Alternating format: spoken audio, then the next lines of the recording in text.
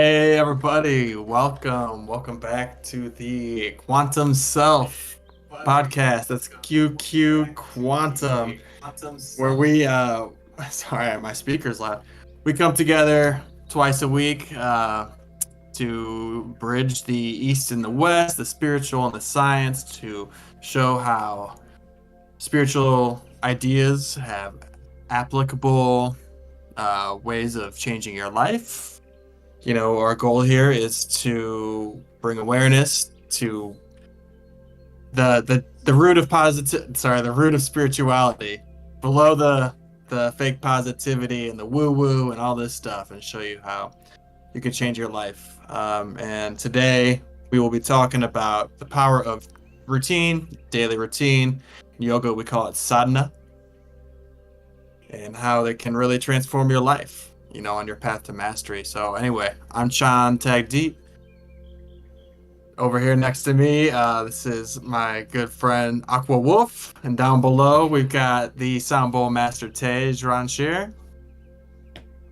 So yeah, we're here to talk about routine. So we're gonna do a little introduction to the topic. We're gonna talk for about 30 minutes, and then from there we're gonna go into a group meditation. And we're upgrading this week. We got some feedback that the meditation, is a little bland. So actually, Tej is gonna lead us with the sound bowl, and yeah, so that should be nice. Thank you, brother. Oh yeah. So yeah, we'll be able to use the power of vibration to really capture some attention and just like sink us really into that zone.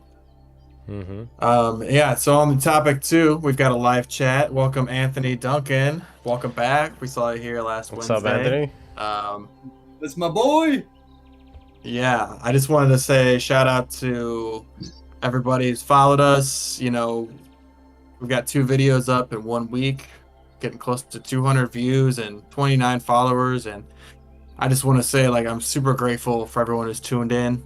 Yes, sir. It's amazing that we get to share our message,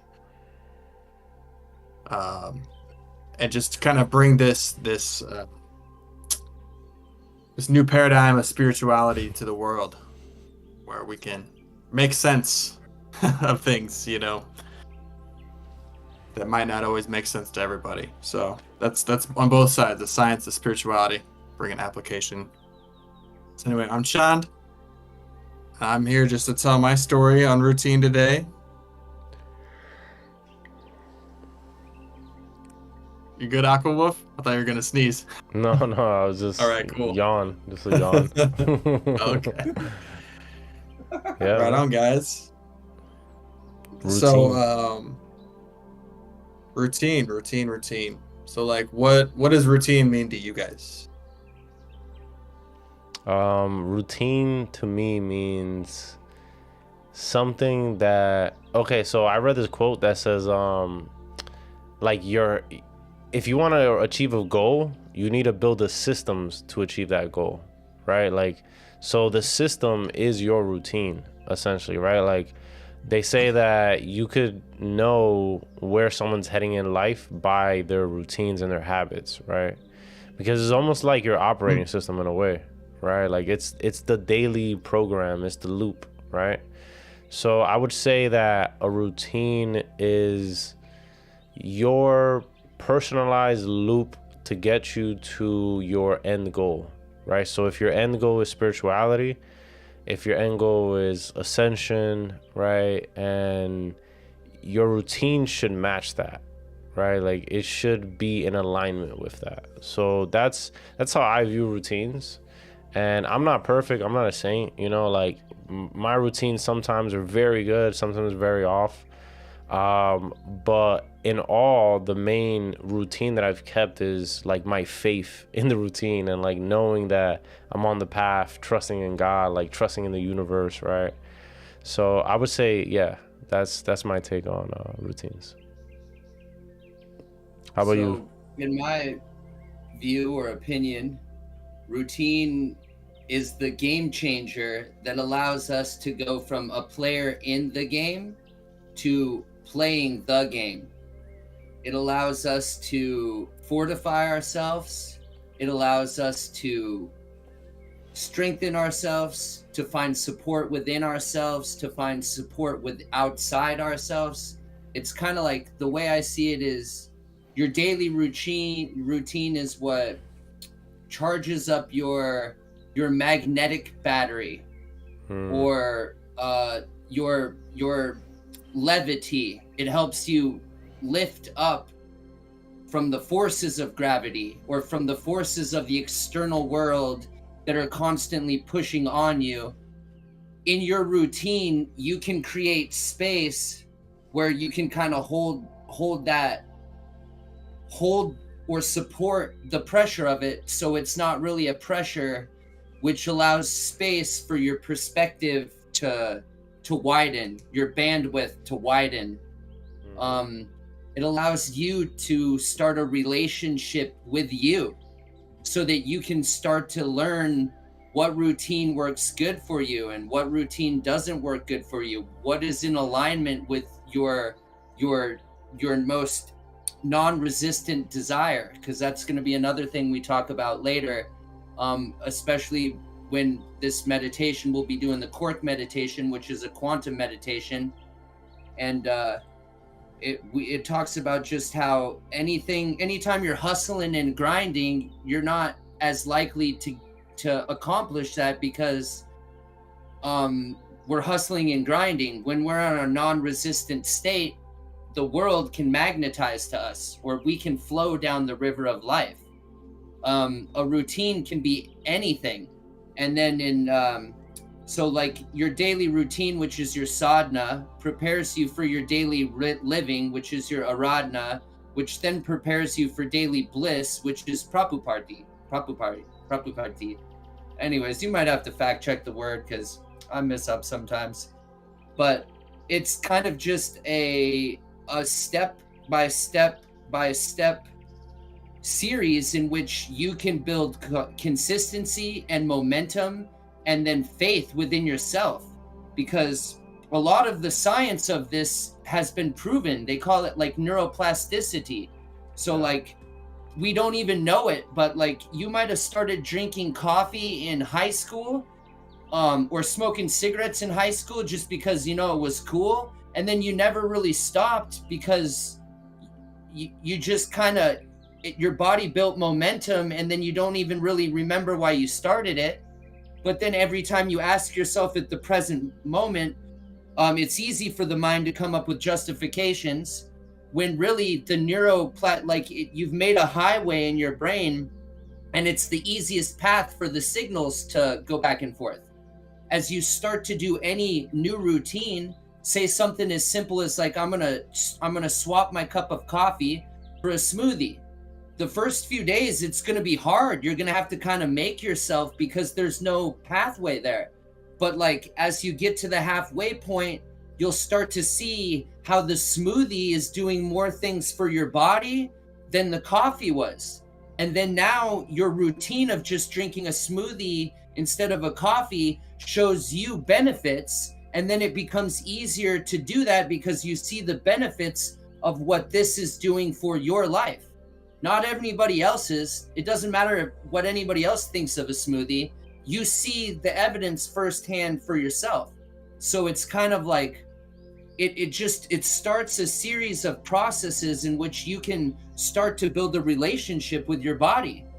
And inside your body is where all of this deep wisdom, not knowledge we get from external and we put into us, which sometimes does trigger wisdom, but the wisdom comes from within us and then is expressed out. But there's so much noise going on that it's hard to create enough space to start this process.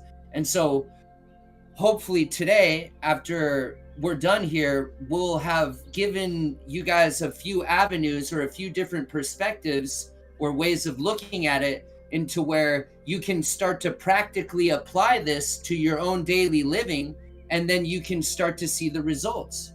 Consistency. And then just a final note, anything, it doesn't have to be yoga, it doesn't have to be meditation, it could be something just like a walk on the beach. It could be something like a smoothie instead of coffee, because all of these little things, they will all lead into something else because you start momentum. You'll be like, oh, if the smoothie made this big of an impact on my life, like what would meditation do? Or what would yoga do? Or what would a walk on the beach do? And then the same process happens. Then you start to have faith and trust in that process, and then you're more likely to experiment. And I'll just kind of, I'll put a cork in it for there. Yeah. Awesome. Thanks, Tej. Yeah, lot to digest or break down there, but I think you really laid out a good path of information. You know, like you said, for a lot of us, we tend to acquire patterns from our youth, from our childhood, things we pick up without intention. You know, we see our parents drink coffee. We want to drink coffee. Now we're drinking coffee in high school. And then 30 years later, you're still drinking coffee every day. You know it messes with your nervous system, but it's just a routine, right? So we all have some sort of routine, you know. I think for the most part, a majority of people have some routine, and I think it's important to consider, like, what is your quality of routine like? What is your consistency of routine like? You know, I was at a point in my life, not too far in the past, where, you know, I would wake up anytime in the morning. I'd sleep as late as I could, you know. Be like, I gotta go to work soon. Just take a quick shower, get dressed, feed my cat, look at the litter box, be like, I'll do it later, you know. Rush out the door, stop at the gas station, grab some energy drink with like 5,000 grams of caffeine in it, slam that on the way to work. Yep. And it was normalized. It felt normal. Other people around me doing the same thing, you know, and it's not that I thought it was healthy. I just didn't really have awareness of my routine, right? And it got to a point in my life where there was just this voice calling at me. I need routine. I need routine. I need more routine. Because whenever I have experienced healthy routine, it was like I could get things done, but then it would get lost. So something that really helped me was just to create a checklist. And if you check in the chat, if anyone in the chat wants to see it, it's also, I think it's in our description down below. Yes, sir. Check this. There's a link to a Google Drive file, and I just made a really basic daily routine checklist that you can fill out. It's just a grid. It's got every day of the week. You could print it. You could put it on a tablet with I don't know what apps they have, but you could write on it with your tablet pen. And you know, here's how I got mine. I was actually in an Ayurvedic class, and they made us do a daily routine. We had to bring it in and get graded on it. It didn't matter how well we did. It just mattered that we tried. So, and I would go, you know, it was just my morning routine. You know, it didn't have to be my whole day. They were like, yeah, it's good to have a nightly routine. It's good to routine your life. But I was like, I'm just going to start with the morning. But I would wake up at this time, right? Next line. Empty my bowels. Empty my bladder. Scrape my tongue. Brush my teeth. Drink a glass of hot water with lemon. Take a shower.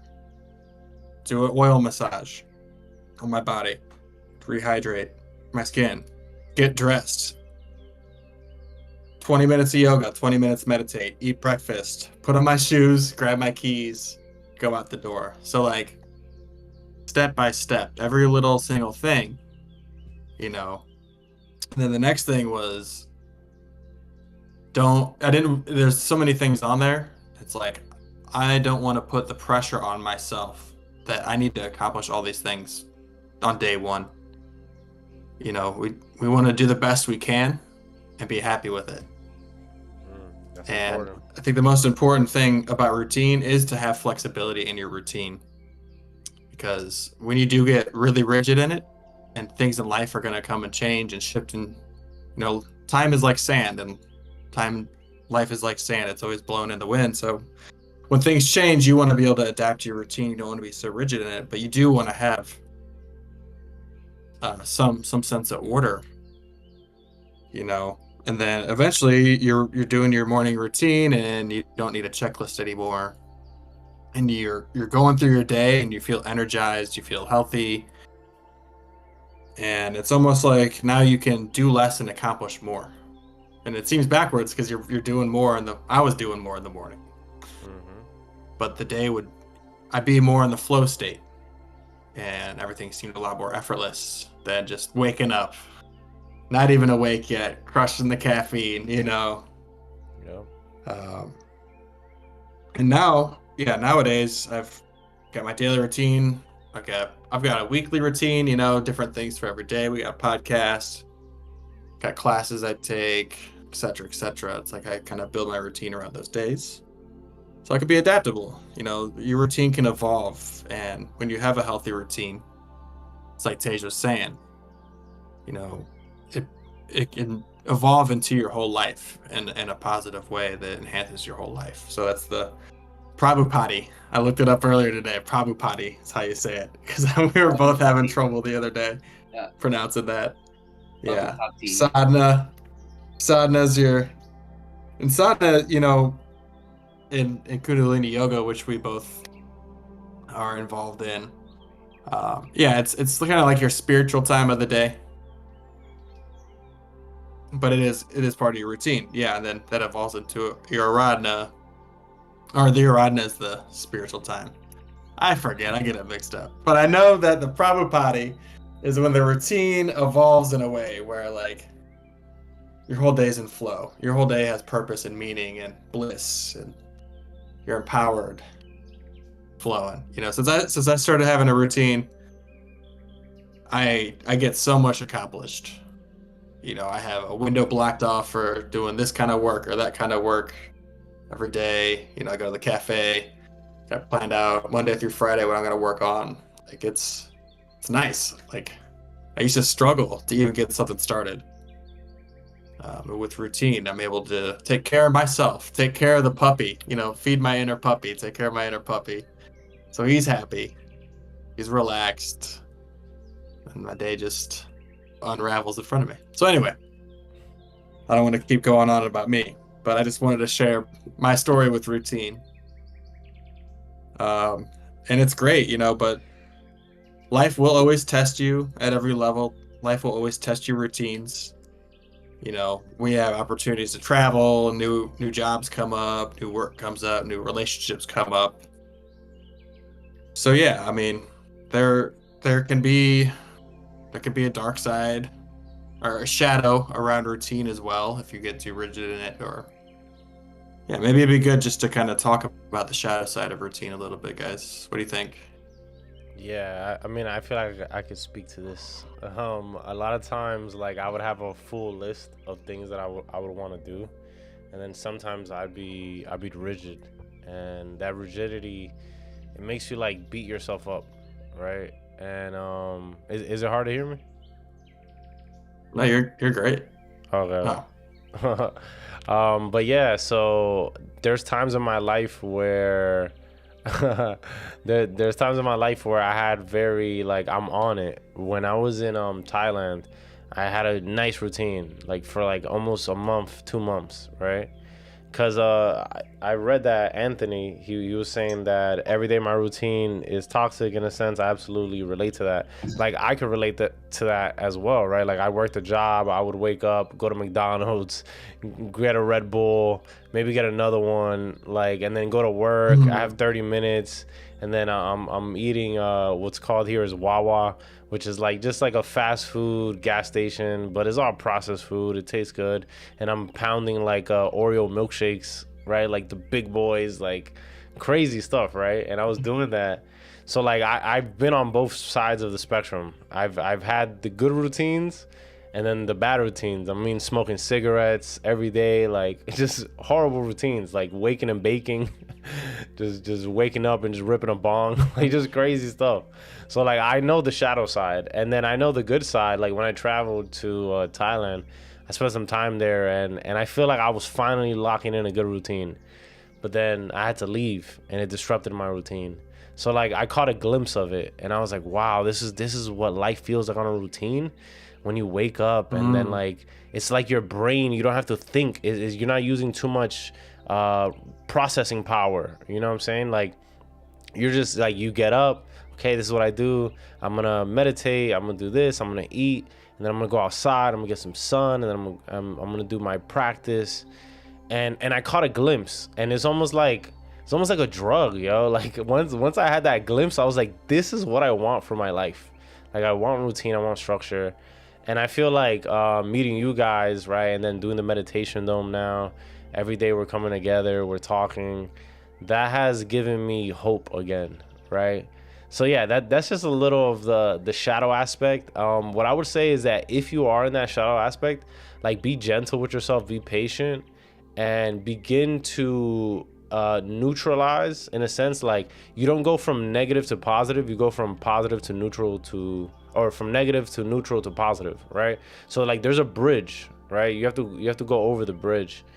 And that's what I would say. Like just be gentle with yourself. Like Chan was saying, like time is ephemeral, and the main thing is like how you treat yourself. Because what I notice is that the more awareness you bring into that routine, the more light you're bringing in, right? So like the more awareness that I brought in to like, oh, I'm drinking, energy drinks, and then I'm researching, okay, what do energy drinks do to your body? Okay, that's not good. So then the more awareness you bring, the less like autopilot behavior you exhibit. Like you're not just gonna pick it up and drink it, you're gonna look at it and be like, but that has a bunch of sugar, and then my blood is gonna start racing, then my heart's gonna stop pounding. Yeah, let me not do that. And then I feel like the more you do that for everything, I did that for all the bad habits, like the cigarettes, the Oreo milkshakes, everything. And eventually now I look at it, I'm like, I wouldn't do it. I know too much. That's what I always say. Like I've illuminated that, So yeah, that's a little bit about both sides of the spectrums, I would say. How about you, Tej? So I'll go. Oh, hold 1 second, please. Gotta get my thinking cap. I love it. Yeah. All right. So I'm gonna go ahead and just kind of go off yours, because if we reframe routine in a different wordage, I would call it an energy pattern. So we become locked in an energy pattern, whether we're aware of it or not.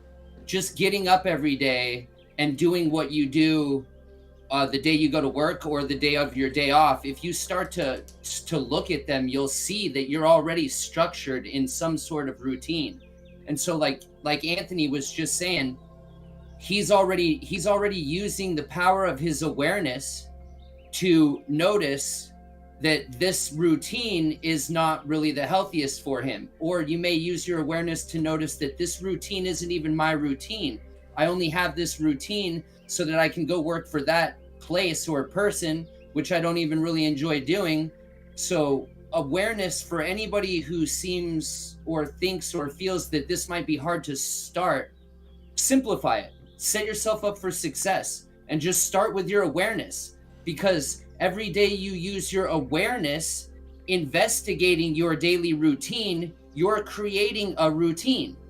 And that awareness of your routine is gonna shift you from negative to neutral, and then from neutral to positive. And then as long as you keep using that awareness, you'll be able to continue to build a relationship with you and what you think your routine should look like, what it should feel like. Because I like to use diets as an example. There's a million people who will tell you what diet to do, but that diet worked for them, not for you. That diet worked for them. So if you're going to try someone else's diet and then the diet doesn't work for you, I mean, I don't see why one should be surprised, because they made that diet for them. for their body type, for their routine. We all have to remember that we have to start within ourselves and work out. And so awareness is a perfect place to start. Like when, just like Chand was saying, I too, during the yoga teaching school that we're going through, they make you do a 40-day sadhana.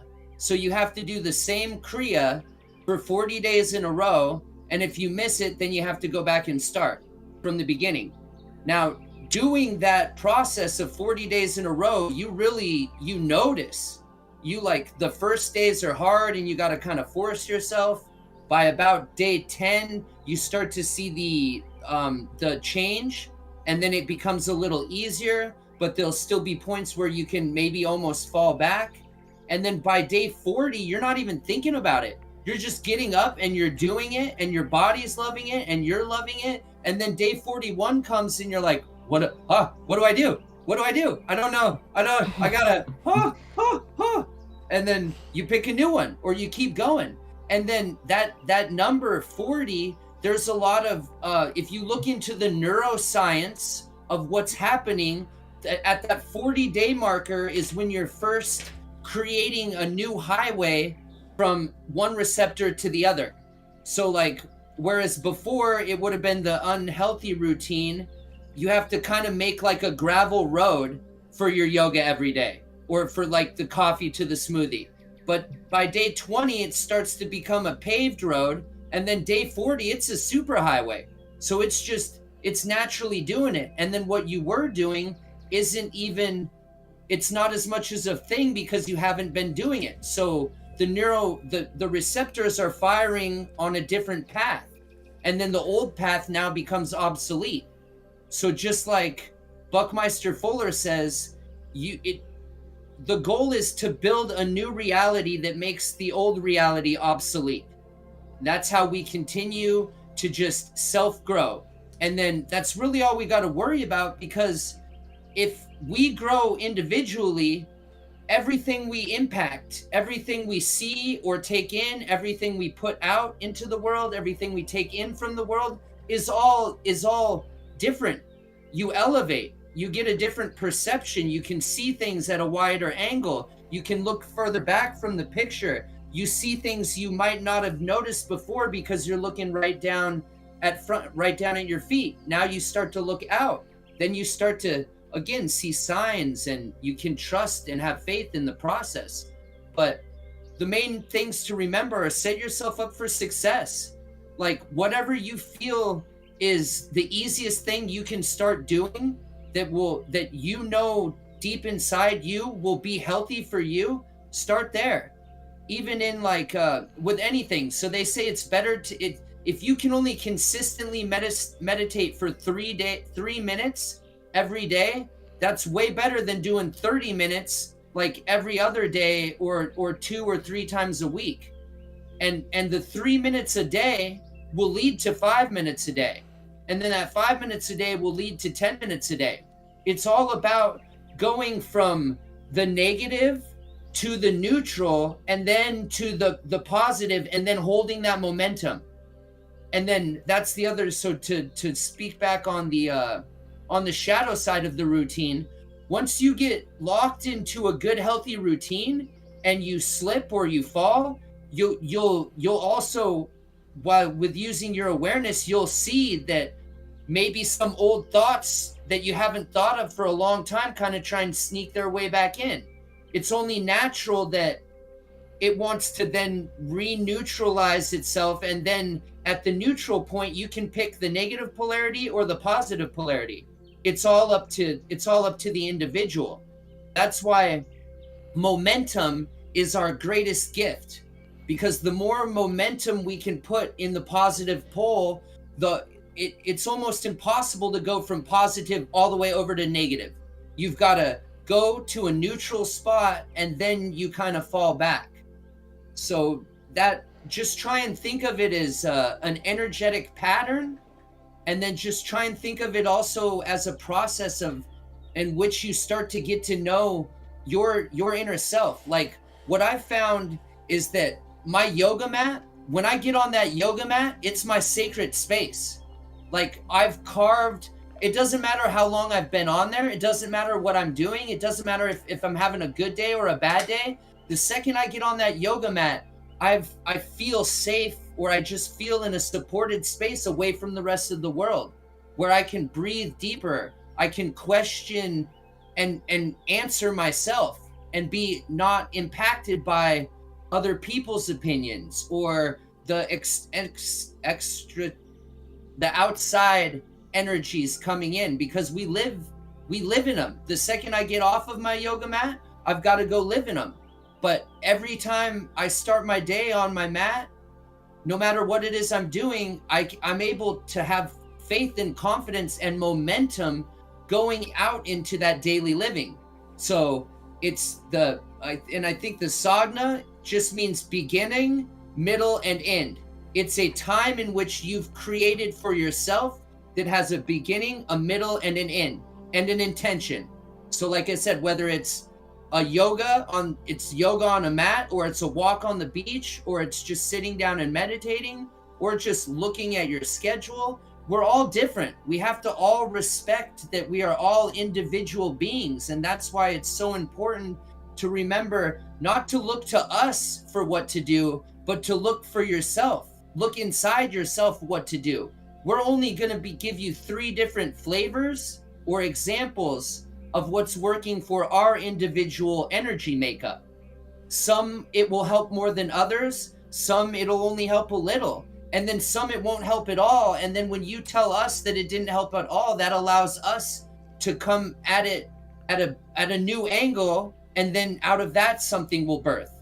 Just like a rigid routine to more flexible routine.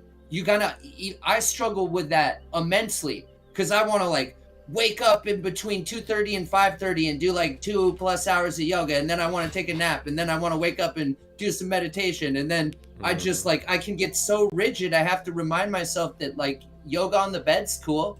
You can like it's not there to like block you in. It's there to help expand you. And just like with meditation, or just like with the awareness of the energy drink or the coffee, it's not all going to happen at once. As long as you can keep your awareness and being like, oh, okay, I shouldn't be doing this, even though you might slip and do it, and then you'll be like, oh, I wish I wouldn't have done that. That is okay. Be easy on yourself, because that process of using your awareness and then making a mistake or falling or faltering and then getting back up and then trying again the next day, that's how you really make progress. And as long as you're honest with yourself and you keep honest with yourself and keep trying, you can't lose. There is no losing.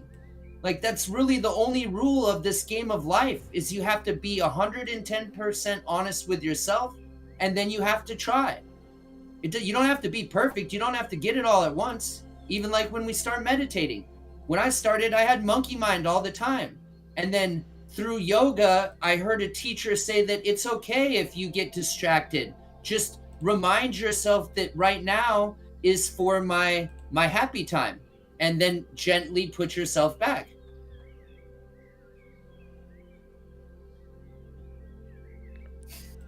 All right. Thank you, Tej, for that amazing breakdown.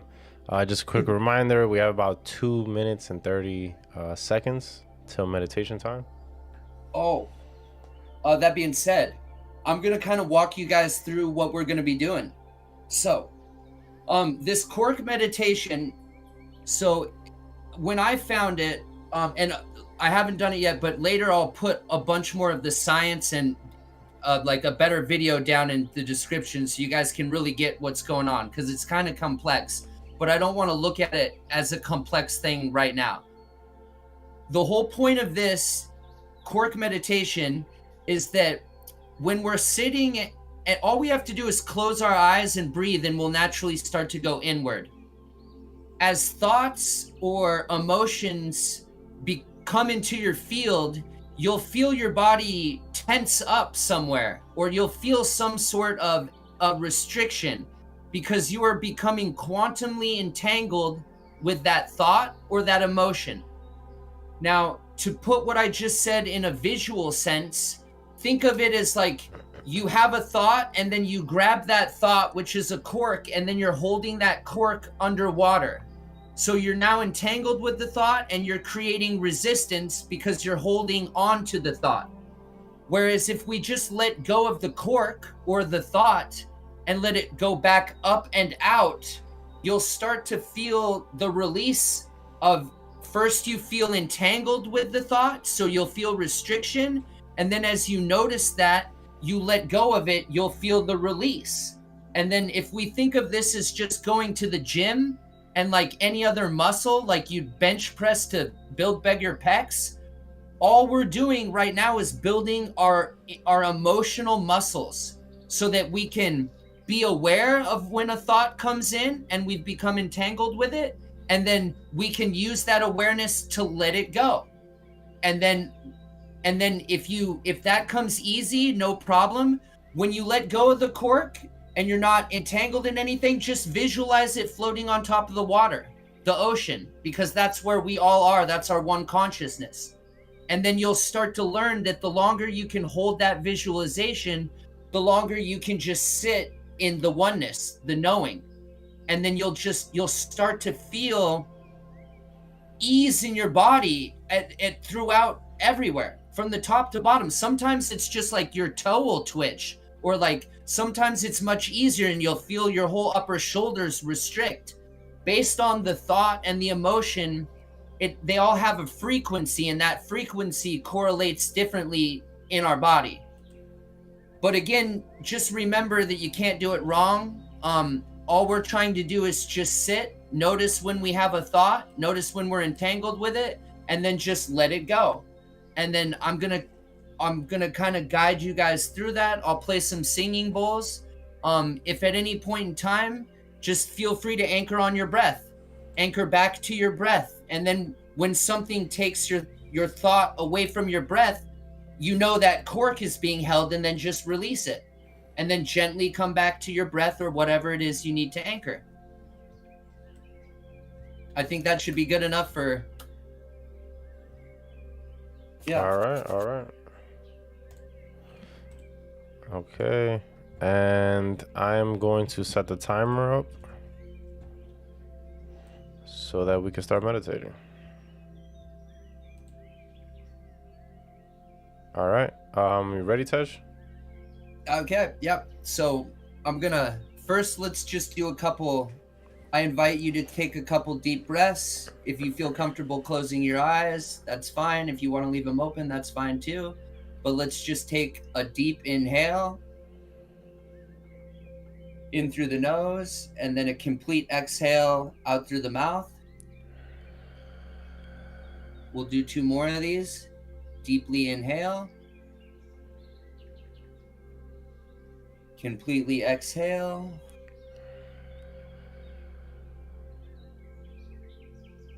Deeply inhale.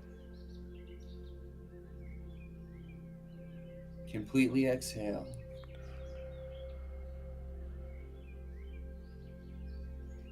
At this point in time, try not to control anything. Try not to control your breath. Just sit and be aware of your breath and your field. At the sound of the gong, we're gonna just start meditating together, and I will aid in some additional sound or vibrational healings.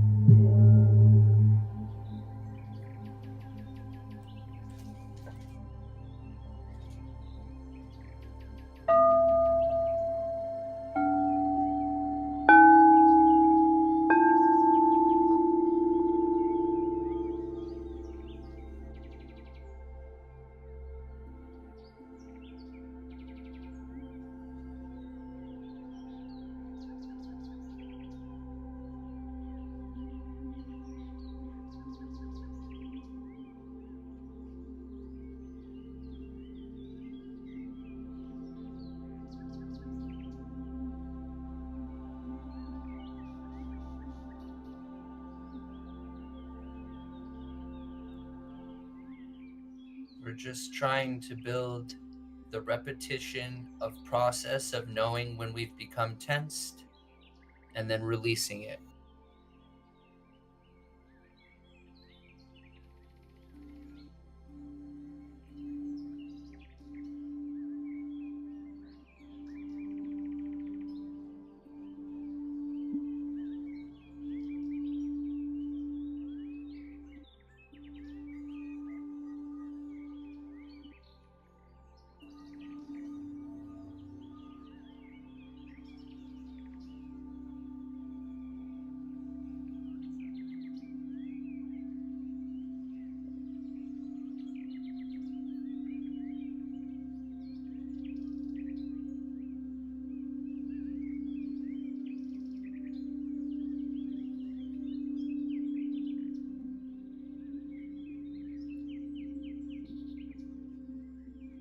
Another way of looking at it is we're getting in our body's most purest state of non-resistance, where we resist nothing.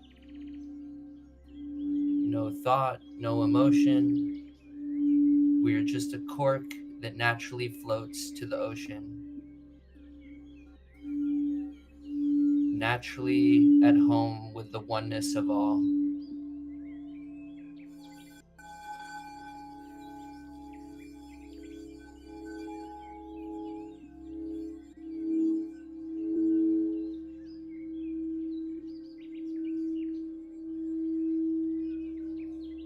Breathe these vibrations into your body. If you feel tension, just breathe in to the area of tension and then release it. If you can't see the cork, just know that you're releasing the cork. If you can see the cork, watch it float up to the surface. Get creative, because we are all different. We all have a different process. Trust your body, trust your process.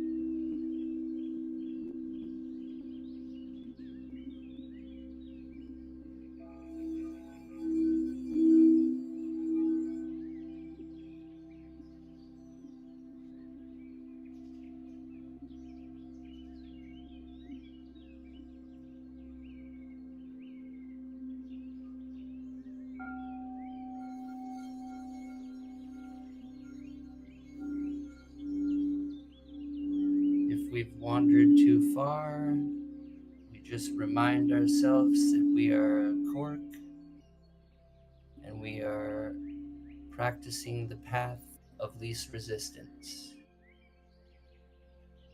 We remind ourselves that no thought is bad, no emotion is bad, everything is perfect by design, part of our divine timeline.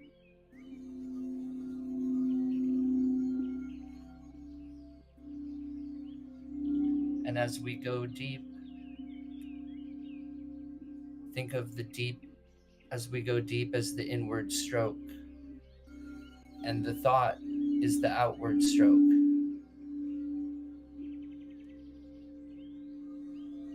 Once we no longer hold on to the thought, it can exit the system.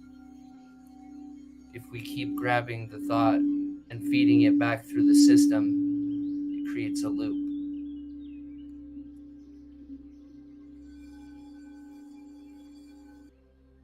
And as time goes on, and as you practice, you can start to push or let go of thoughts that don't serve you, so that we start to have more thoughts that are serving of us, more in alignment with what it is we are here to do. We build the muscle, and it becomes easier and easier and easier the more we practice.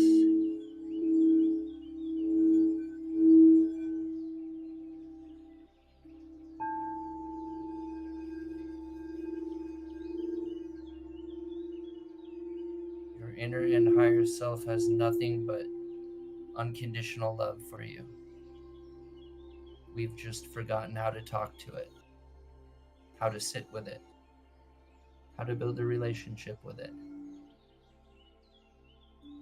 And so this is what we are doing.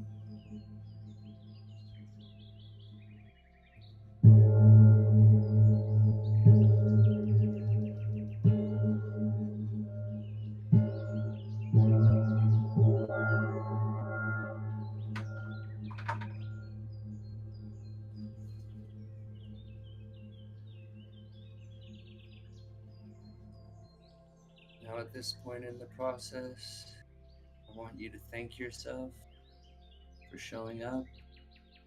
Thank yourself for attempting.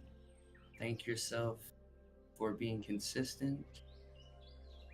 Be grateful, no matter how it looked or how it felt. Just thank your body, be grateful, and just sit in love and appreciation, knowing that you're doing something for yourself to better yourself.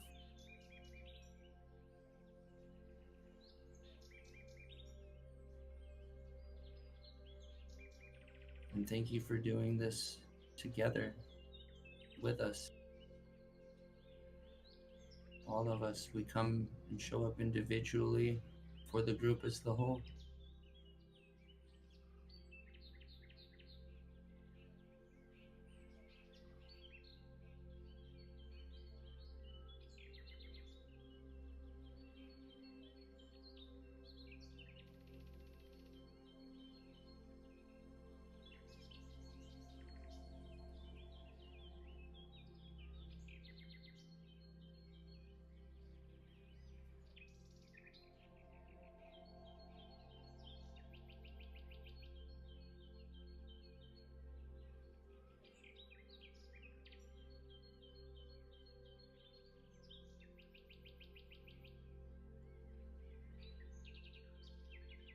Now let's all just focus on love and light and start to take a few deep breaths in through the nose.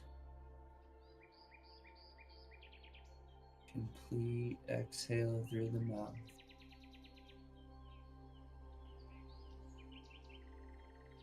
We're going to slowly start to come back to reality. Breathe in through the nose. Exhale through the mouth.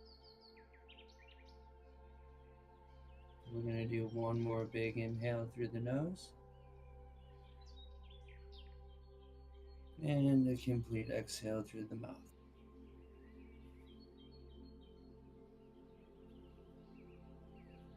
Now start to wiggle your toes, wiggle your fingers. I like to rub my palms together.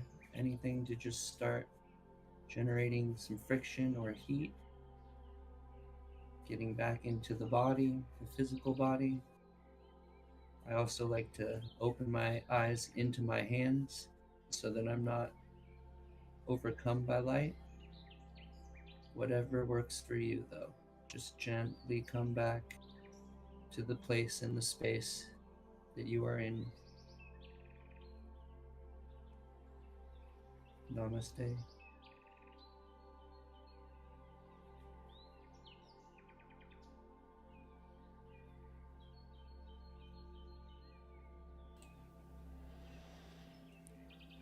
That was amazing, Taj. Thank you so much. So, thank you guys.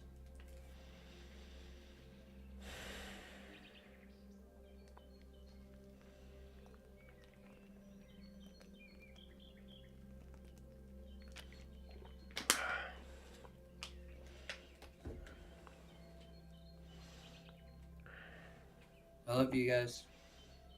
Love you too, bro. Got nothing but love. For Love all everyone. of you, everyone. Thank you for this opportunity. Thank you for allowing me to have judgment on myself and want to do better. And not better for me, but better for the group, better for someone else, better for other people. Because I know that's how people will start to help people, by helping themselves. Mm-hmm. Yeah, it's one big feedback loop. As you love on yourself, you're able to love more through to other people. But it all starts here.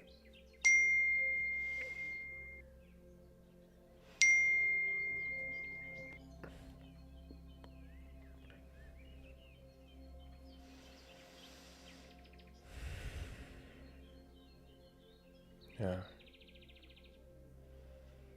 How are you feeling, Chan?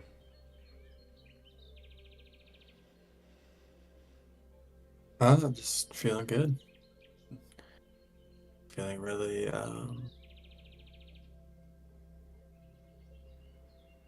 like I just want to go back to meditating. Yeah, I feel that. Yeah. Feel like that what were we sometimes, talking about? The cosmic drip. Well, I had a bunch of notes. I had a bunch of notes written down, but I didn't really know how to bring them back into the loop. Sure.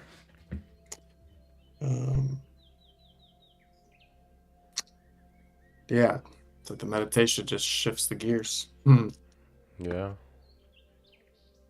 Well, then I guess I will take the moment to just again recommunicate to the group.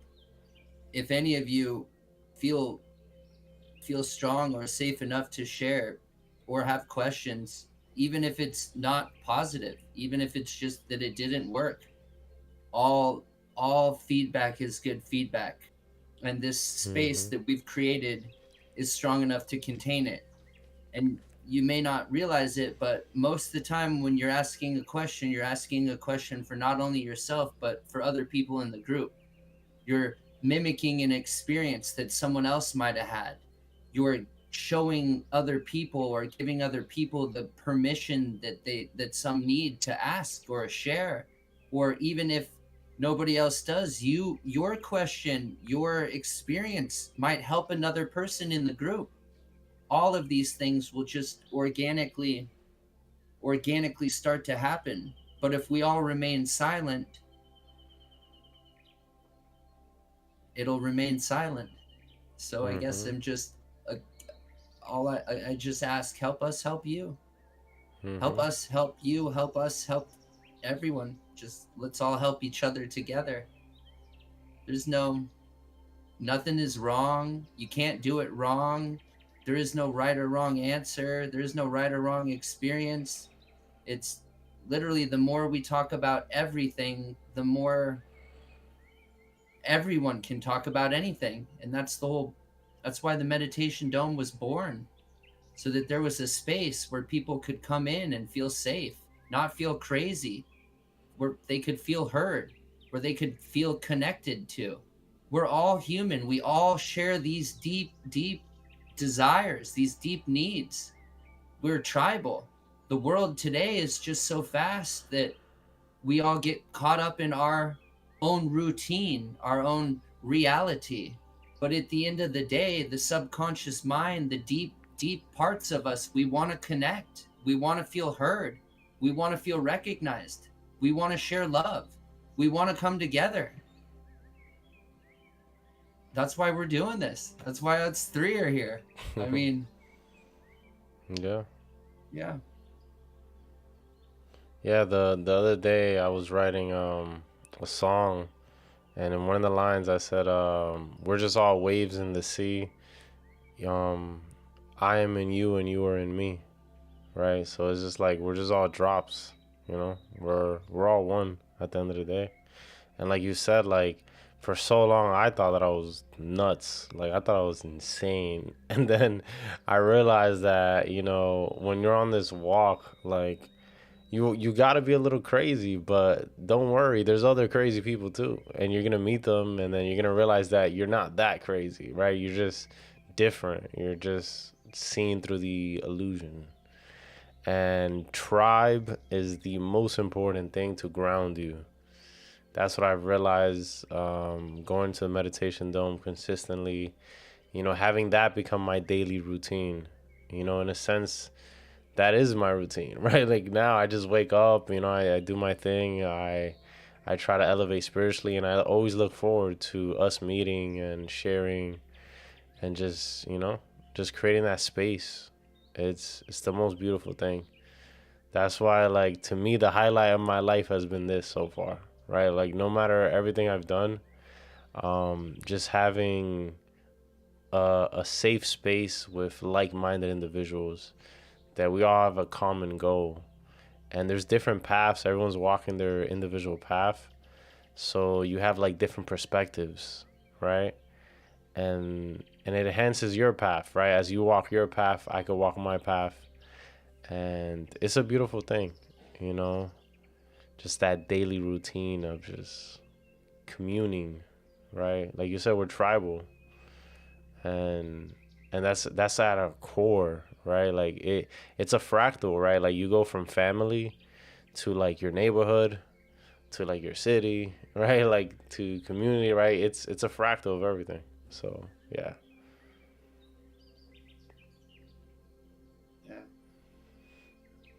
Community. Yeah. So it's like if you want to see a better world, the place to start developing is the self, right? Because it is a fractal. And as you develop yourself, no matter what level you are at or what you're doing, what your routine is like or not like, what actions you're taking, you impact those around you with everything you do. The words you speak, whether they cause peace or conflict or anything else, they affect people, and there's a cause-effect chain just through everybody. It's like all the drops of water in the ocean. They all move together, they create waves up and down. And so as we begin to refine ourselves, this quantum work, this work at the smallest level within ourselves, but as ourselves, we refine the bigger picture of the fractal. Whenever we're refining ourselves in a higher way, say you're leveling up your routine, you're building your routine.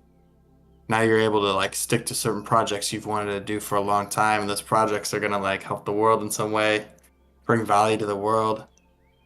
Now you're bringing value, which means like you're bringing a positive thing to other people energetically, and they're gonna receive that, and that's gonna have an effect on the world around them, right? So now you refining yourself, refining your routine, right? Now you're having a macro impact on your tribe, on the collective of society. Your one drop has ripples. What do those waves look like? How do you impact others? So when we refine ourselves, we work on ourselves, we work on everybody in a sense, in a more subtle way,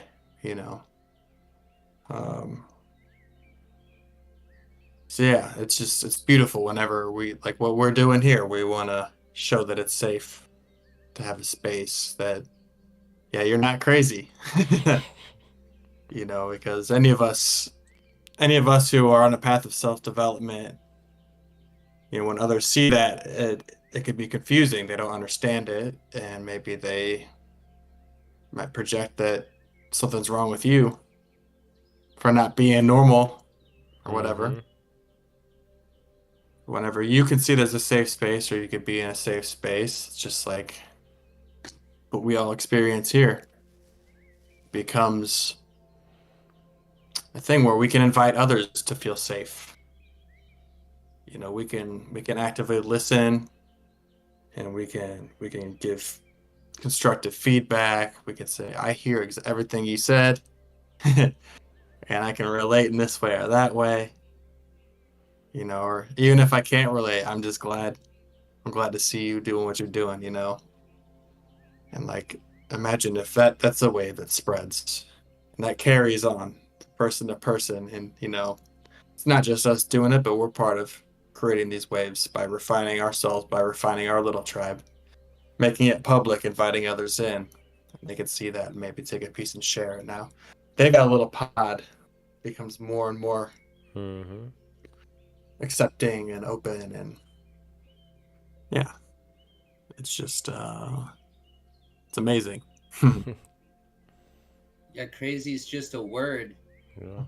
Even me, I remember back to when I was thinking it, and it wasn't that I'm crazy, it was that because the norm, the society norm, or the external energy presses upon you or projects upon you in such a way that it's more overbearing than the knowing you have in yourself. So without that supported space, or the continue building of momentum of expressing yourself or having faith and trust in yourself, the numbers of the outside opinions you start to think what you've been told, even though that's not the case. So in here, once you start expressing yourself, and then you start to you realize nobody's calling you crazy, because everybody just respects what you have to offer as a unique individual, then it starts to go away. All we need is a space in which we can truly express who we are. meditation helps us start to get into tune with that. But just like the other boys were saying, the waves are like the thoughts. They all sooner or later collapse back down into the ocean, the oneness in which we all are and are part of. And then every time you do anything to heal or better yourself, it becomes locked in your field, your vibrational field. That's why it's called raising your awareness, raising your vibration. So then any person you come in contact with throughout the day, anyone you engage in with, your fields engage as well. And it gives the other person a chance, it gives their field an opportunity to raise up to your field, because it's within your field. You don't even realize it, but what you used to say or what you're saying now affects that person on a level. And sometimes they're so small we don't even know until they tell you. And that normally takes duration of time. And that's where people get confused, because we've been programmed for that get quick fix, or the take a pill and then it's better now, or we want it now. That's not really how consistency and momentum work. It's something that you have to build. And then once you build and continue to build and time goes by, then you start to see the results reflected back to you. But anyone who's ever gone to the gym, like, you can go and you can pump iron and you're getting bigger, but because you look at yourself every day in the mirror, you don't notice that you're getting bigger until one of your friends come by and they're like, dang, man, what you been doing, leg day? Or you got some pecs on you, or whatever the case. And then it's like, oh yeah, I guess they are a little bigger than I noticed. It's all so small and so subtle. And when you see it every day, it's easy to miss. But that doesn't mean it's not working. Everything is always working, whether we're aware of it or not. That's how the universe continues to go on. That's how nature is a perfect example of this. If you don't believe in nature, it's still doing its magical nature thing, no matter whether you believe in it or not. So, yeah. And the day that we all wake up, and the day we wake up and we all want to better ourselves individually, is the day that we woke up where we all better each other collectively. Like, there really is no I go and you don't. It's we all go or we don't. It's like we all got to come together and rise up by respecting the uniqueness. Unity is right in the word. The second we can respect each individual's unique routine, unique perspective, unique belief, unique characteristic or energy type, is the day that we really start to really widen our bandwidth. And then we can really like kick on the speed, or you really will start to notice big jumps in patterns. Yeah. Mm-hmm. Yeah. Well, I will say this. Just speaking of respecting others and their things, we also got to look at ourselves. How do we speak to ourselves, And it's like, just going back to this word crazy. Tej, you've been like, you've kind of called yourself crazy in a way of like other people might think you're crazy. I took crazy out of my dialect, my vocabulary a couple of years ago. I just did the etymology. Craze goes back to a word. Crazy goes to craze. Craze means full of cracks. Means you got full of cracks, right? I don't. Here's what I'd say. I say that's wild. That person is wild. I think that's a compliment. Because what does it mean to be wild? Like, they're not full of cracks. They're closer to their source. They're free of conditioning. They're not in a cage. This person is being genuine in themselves. They're wild. Like, look at like how much effort can go into making the most meticulous, beautiful garden, That's almost crazy. In a way. no, I don't want to say that, but like a garden or a farm, and it's like very organized and logical. But what happens when you rewild something? When you let a garden rewild, you just let go of the control. You let it go. And all these natural things start growing. Yeah, there's weeds. The grass gets tall, wildflowers. Now you got bugs and bees coming in. And now you're developing a whole ecosystem. There's frogs, little snake maybe. Mm-hmm. And nature takes control, and everything is the way it's meant to be. So I just wanted to throw this in there because I do not like the word crazy. I don't like to use it. I just love seeing people as wild. Like I want to see more rewilding in the world, Yeah. And maybe that goes against the idea of routine. It's the paradox. Maybe not. I guess routine can be natural. The sun rises every day. The sun sets. The sun. Yeah. We have the cycles of nature, or the cycles of the seasons. I mean, So I guess when it comes to routine, it is important not to force something that feels unnatural to you. Does that make sense? Like, what does your wild routine look like? Yeah. Like I definitely, just going back to when I first started, I was doing morning routine really hard. And I've really broken that up. After, it was like 2 years ago I started, but I spread things out through my day where they just feel right. It's like a lot of the same items, but they don't gotta be all crammed into one spot. It's like what feels right, what feels wild, what feels like my nature. It's like what Tej was saying, right? Like, is this someone else telling you something, or is this what you feel like is real? Like, and the pressure of others and their opinions, that's what makes people crazy. That's what gives you cracks. You know what I'm saying? Pressure. But when you rewild yourself and you allow what feels natural to come through, like, that's where you really find the routine that's meaningful to you. Because you're coming from your heart, coming from your soul. You're letting that light shine through how it wants to. Some people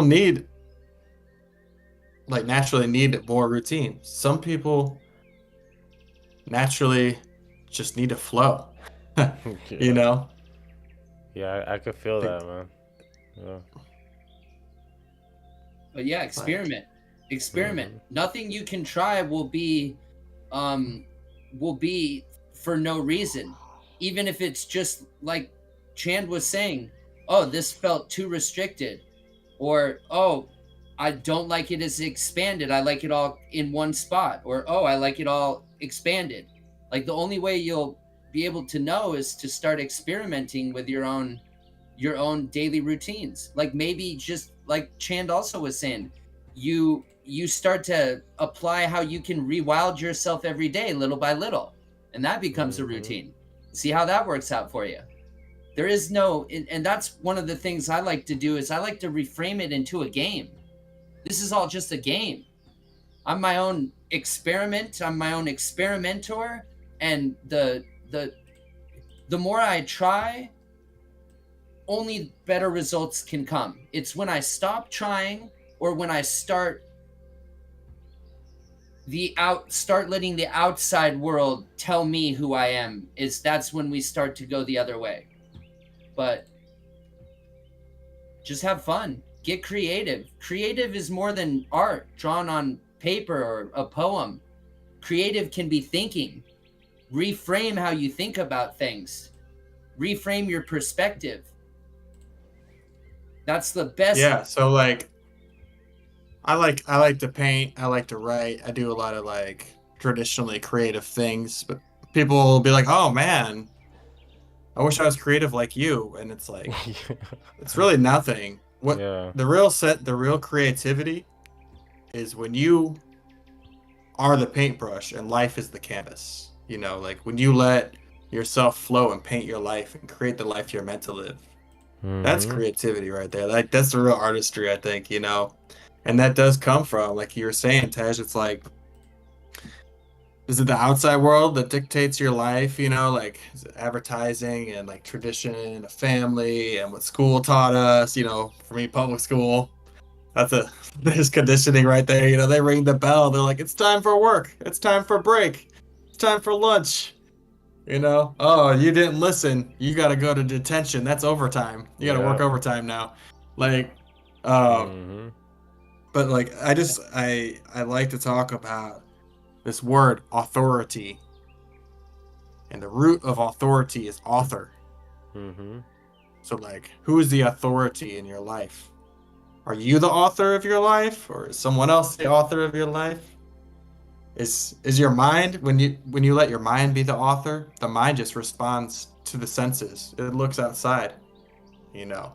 When you listen to like your intuition, your soul, your heart, your gut intuition, and just what feels right, and let that flow. I mean, it could take a lot of work to be able to hear that.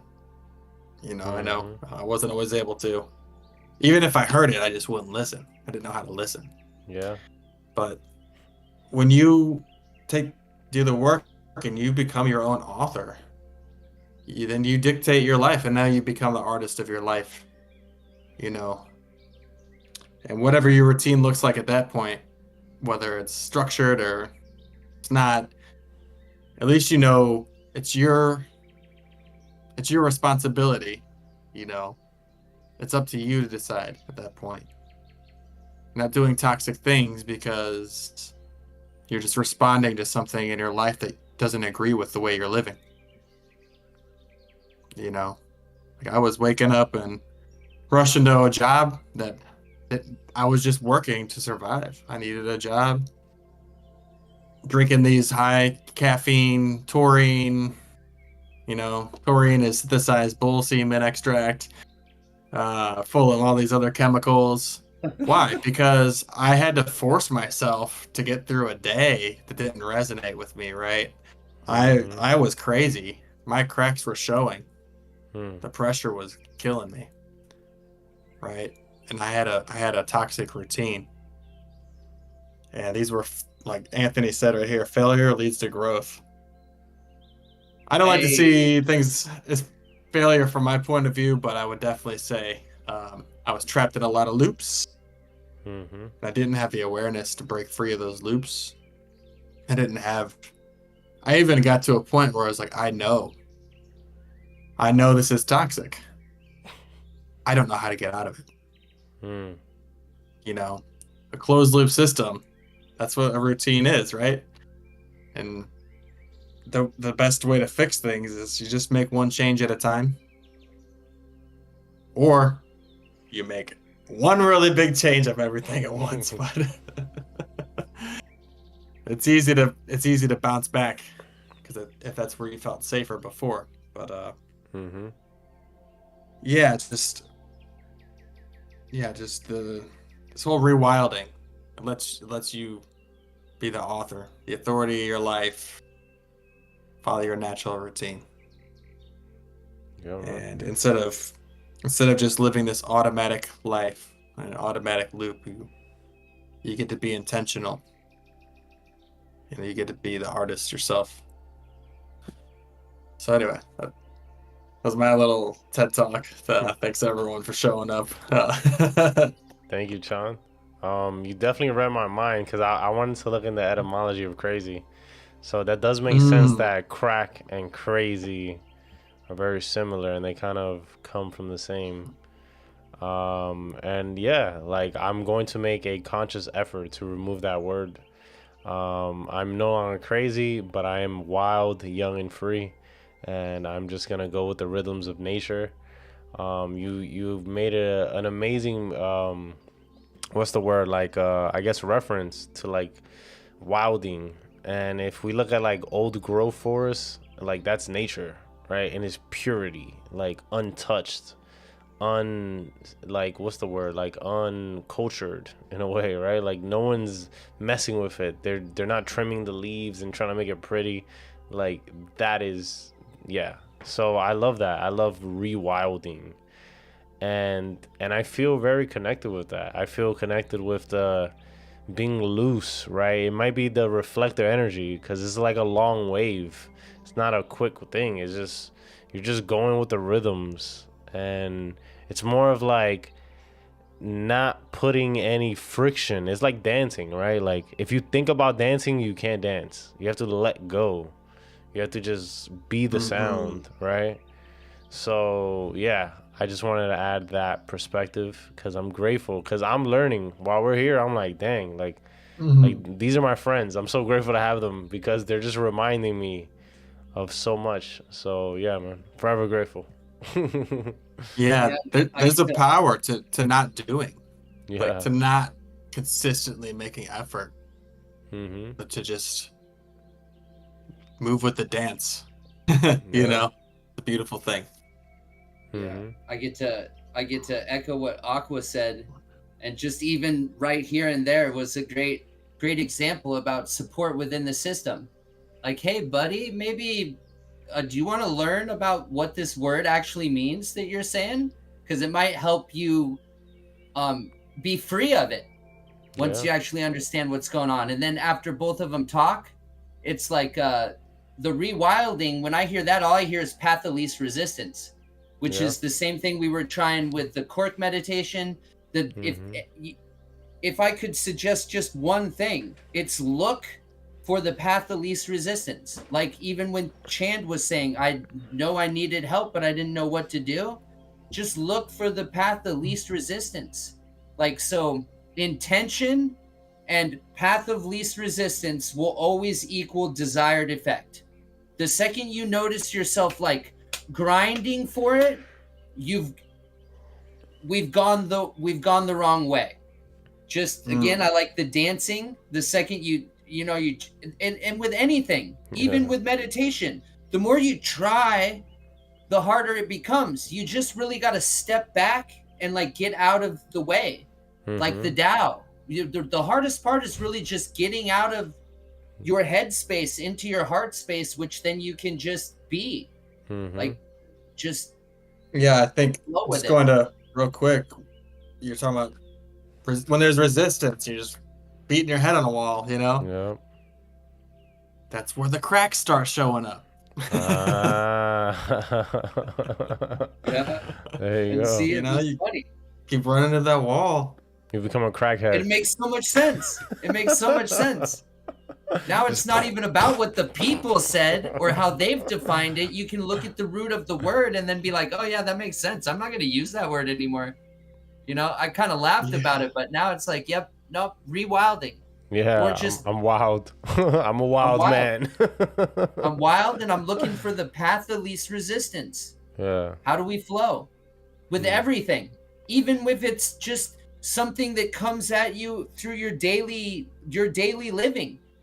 If you can just create that second to, before you respond, just kind of feel how can I respond with the least resistance? Or what can I do here that will have the least resistance?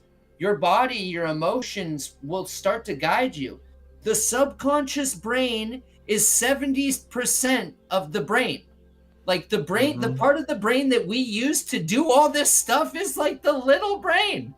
So if you just get out of the way of that and start letting your subconscious come through, you will not only be able to operate better in a state of non-resistance, but you'll start to be able to get value both ways as it goes out and as you see it come back in, because you start to understand. And then again, you start to trust in it. And then it doesn't matter what anybody says about you. You know who you are. And this is where it gets to like having a regular meditation practice and the clearing of your mind. When you're able to meditate regularly and you're not having all these thoughts in your parasympathetic nervous system, you're not in the fight or flight really anymore. You have this more clear mind. It gives you a clear sight, and you can almost sense the path of least resistance. It's like you can almost smell it. It's like so we're all going to be living you know, we're all coming together. You guys are moving out here to Iowa and Mm-hmm. just like figuring out the living situation. Yep. You know, I was like looking around and it's like, oh, we could look online or this or that. But like the path that we found, it was just like, I could just see it and it clicked. You know, I wasn't thinking about it.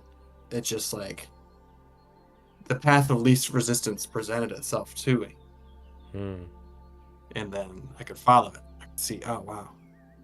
Yeah. But, you know, if I was like in this heightened state where it's like, oh, I gotta be reactive. I gotta figure it out. I gotta try to control the situation and this and that. Then we'd be like, I don't know.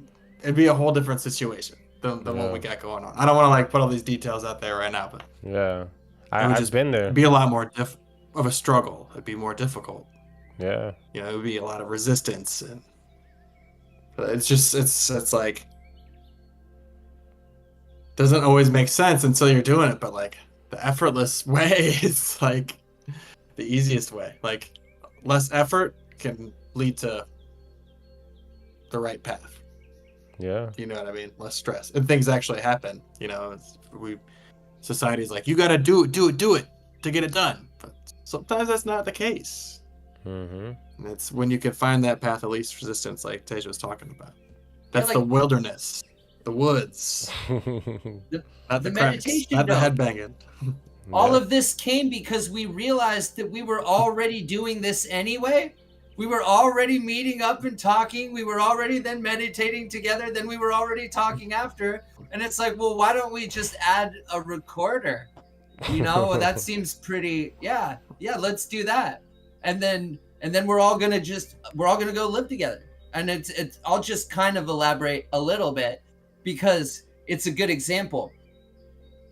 What I know is the path of least resistance for me. When I talk to people about it, they all have similar things to say about how, like, what are you thinking? Or I wouldn't recommend that. What do you mean you're just leaving and you're going to a place you've never been to hang out with these guys that you've only meditated with online? And you can't do that. And it's like, yeah, I can, and watch me, and I will, and we'll document it so it'll be fun and funny.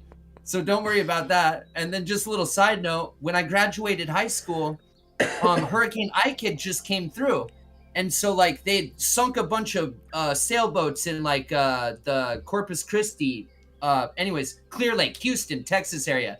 I met a guy on community service and he's like, yo, you seem like the guy, you like adventure, right?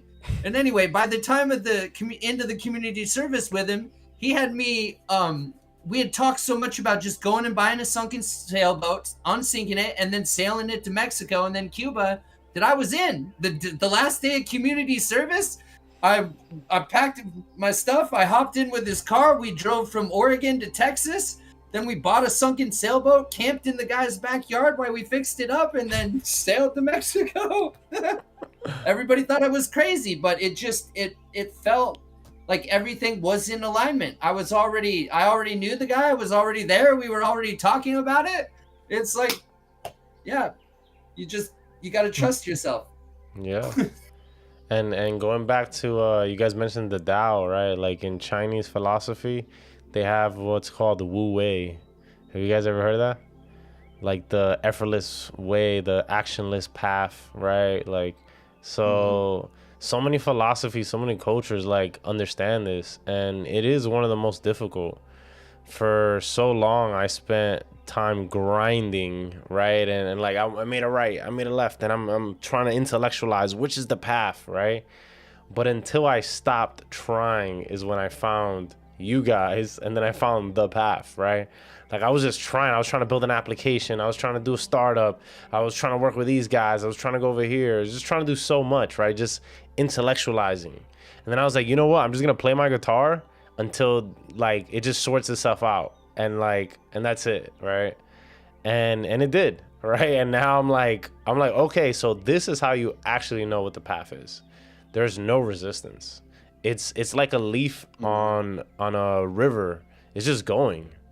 Like it can't stop even if it tried, right? Because it's just like surrendered. It's just like, all right, take me, that's it, I surrender. And that's what I'm learning, right? Like this path is not like, it's not a logical path. It's a path of like almost like a child, because like a child is surrendered, right? Like a child is just going wherever their parent takes them. Like they can't really do anything. Like, oh yeah, they're gonna cry and stuff, right? But at the end of the day, like the parent, why the universe, God, Brahma, the divine mother is just gonna take you. But you have to like lay down and just trust and be so calm. Like just knowing, it's like a deep knowing that like I'm in the presence of love. Like love would never steer me wrong. Like love won't hurt me. I won't feel any pain. And if I do feel pain, it might just be because I have to face a shadow, bring some awareness to it, and then continue down the path. Because that's also normal. It's not all sunshine and rainbows neither. But yeah. That's my experience. Yeah, and just to kind of, actually, I think it can make sense that, like, when we do look at it quantumly. Mm-hmm. You know, like, instead of all this trying, when you just put your attention on something that you want to happen in life, like, you have this wave, you have this field of possibilities, and then you, like, your attention will collapse a wave to a direction. You know, now you're, like, vibrating that string, and you're pulling that reality to you. Mm-hmm. You know, and you just kind of surrender to that, and it'll come. But whenever when it's I gotta do this, I gotta do that, now you're actually shifting your attention to all these different things. Yep. You're putting all this effort in, but now you're collapsing all these different waves, you know, and it's now you're like It's chaotic. creating a weird weave. Yeah, it's chaotic. It's like if you want to get from point A to point B, you just pull the one string, you start braiding. Well, now you need like 3 strings that are 3 times as long. You gotta do a lot more work to make it into one string. Mm-hmm. Yeah, one string, focus, like one pinpointed focus of attention. You know, and you could build a routine around that. Yep. It's like, yes. you So know, I want to develop my yoga, so I just build yoga practice into my every morning. Mm-hmm. You know. Yep. So another way I like to look at it, because you're right, you can like talk about it quantumly. The science is the same. So like if I want to go from point A to point B, first I have to know that I'm already at point B. Because I've already thought of it, it has already happened due to quantum entanglement. The only hang up is time creates like a lag.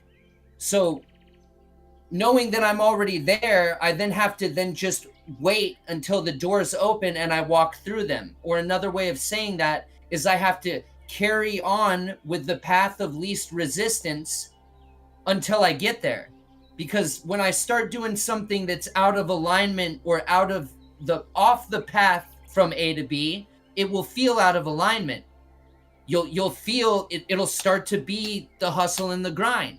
So you're not focusing on the path that you know you've already completed. You're looking off the path. It's like trying to drive while looking in the rear view mirror or out the. You need your full window, but you also need to know that the second you've had the thought, the second you've made the intention, it's already happened. You then just have to allow yourself to get there, to be that leaf in the wind that floats. And sometimes you'll have to do a little curve. Sometimes you'll have to hit a point sometimes you'll hit a point where it seems like a failure, but it's not. It's adjusting your perspective so that then you can go around and then continue to float. It's not always straight lines. Sometimes we have to bump into something or experience something to broaden our perspective or to see it from a different angle. Or sometimes we need to get hung up on something because then we realize we're hung up on it and then we can go back to drifting. But the important part to remember is with every intention, the second you have the thought or the knowing of the feeling, it's already been done. You just have to follow the process of getting there. Not telling yourself what it looks like, or I'm only going to get there if this, and this happens. because then you're collapsing the realities of options. Like, I don't know how it's going to look like. I don't know what it's going to be, but I know I'm already there. I don't know how long it's going to take, but I know I'll get there. And then as long as you continue the path of least resistance, you're already going there because you're quantumly entangled. One can't vibrate without triggering the other one. You can focus on other points in between, and then you collapse the original. You collapse the original entanglement, and you make it something else. Just why it's hard to. If you say you want to get here, but then you focus on these other like if you take one step forward and 2 back, or if you try and cross the river with a foot in 2 different boats, it's not gonna work.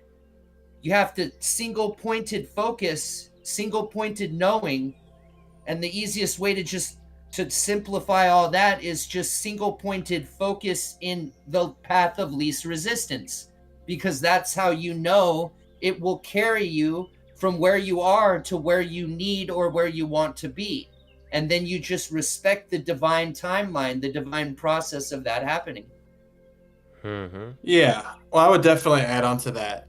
Like you said, to be the leaf in the wind, but sometimes the leaf can bump into things. And sometimes the leaf can get caught up in the wrong wind current. Mm-hmm. And so I would add that it is a really important thing to do to have firm boundaries, or I don't like to use boundaries. I like to reframe it in the sense of self-agreements, commitments that I make to myself that are going to act like bumpers in the bowling alley to keep the bowling ball in the lane instead of going in the gutter. I like that. When you know yourself and you know your pitfalls in life, the things that have steered you off course in the past, and you want to have a single point of focus in this way, and it's important to have the boundaries, the guardrails on the side of the highway. So when that sharp turn comes, you don't go flying off the edge. If you lose control a little bit. Yeah, and I use AI and the thing is that, like, it's either you set your agreements and your commitments yourself, or life, the great Saturn energy, the father, the disciplinarian energy of the universe. When you're headed on the path of your dharma, when you go off course, you get a sort of a punishment. Like they're gonna get a little slap from the universe to try to get you back on course. Oh yeah. You're gonna have to go through some hardship, yeah, so that you get steered back to where you need to be. And when you're learning from that, you can create these self-agreements, self-commitments, so that you know how to stay there. Then, like, a lot of my commitments are also very empowering towards my single point of focus. So not only to put guardrails up against it, but to reinforce my direction. I commit to empowering others to step into their own light. I make that commitment to help others see their light, because that's a huge part of my path. So that's going to keep that focus going. That's good. And then just to take this opportunity, I used AI to help me find, because I was having a hard time building a routine.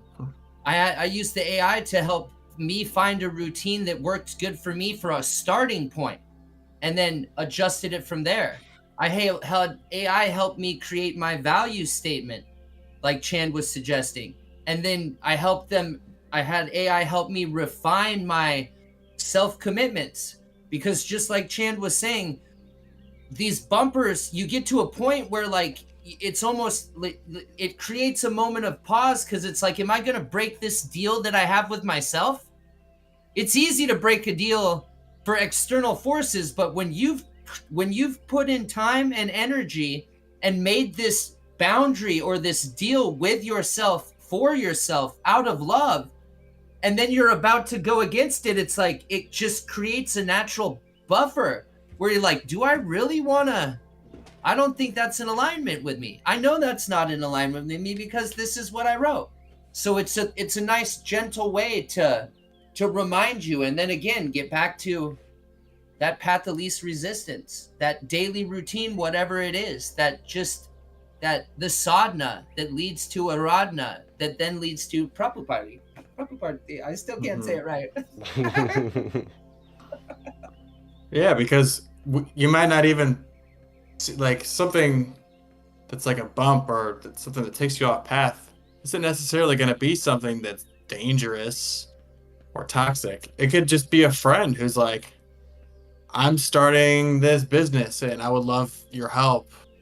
But it's not in alignment with what you're doing. But, you know, you want to be a good friend, so you do it. And now it's 5 years later and you've completely abandoned your mission. I've been there. And you're all caught up with this thing. Too many times. Yeah, I've as well. Yeah, man. Yeah, so I was thinking about the gutters, right? And if you look at a river, rivers have gutters in a way, right? Like, it's the rocks on the side. Like, it could curve, but like it's not going all over the place, right? So like, as above, so below, right? Like, I'm looking at nature and I'm like, all these things exist in nature, right? We're just kind of like rediscovering them and figuring out how to use them for ourselves, right? And as you guys were saying all that, like, it's wild, or yeah, it's wild. Yeah, it's not crazy. It's wild that I have not like set my values and missions and agreements, but I think it's time, right? Like, I'm gonna use what you guys did, right? I'm gonna use a ChatGPT and different AI models and just really like lock in, right? Like, I feel like I'm mature enough and I know myself enough that I can kind of make a container for that, you know? Because this is very valuable, right? Like, you know your coordinates, you know the direction, and you could always just look and be like, am I going in this direction? Great. And then I'm sure that you could do also a yearly review, because we change, we evolve. So you might have to do an update on those values and the missions and the self-agreements, right? And see which ones are serving you, see which ones are not, all right? So yeah, thank you for that. I'm gonna do that tomorrow, because I think that's important. I feel like that's just something I've been missing within me. Like, I've done it for businesses, but I haven't done it for myself, which is wild. So yeah.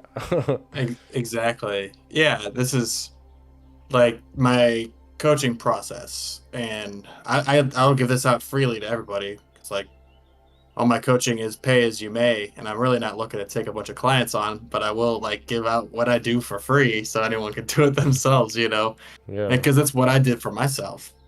Yeah, build my mission statement. It's like, okay, I got so many things that I can do. I'm very talented in many ways.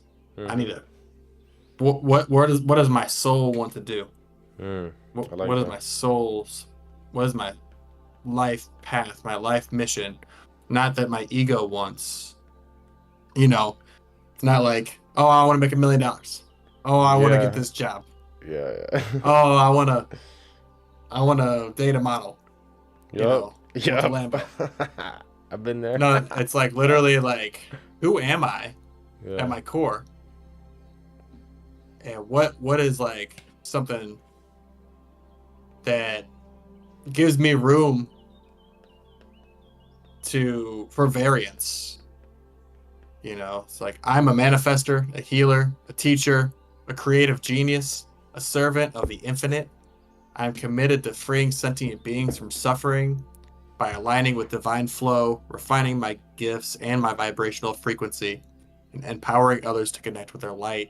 Through service, wisdom, and collaboration, I create pathways to healing, prosperity, and harmony.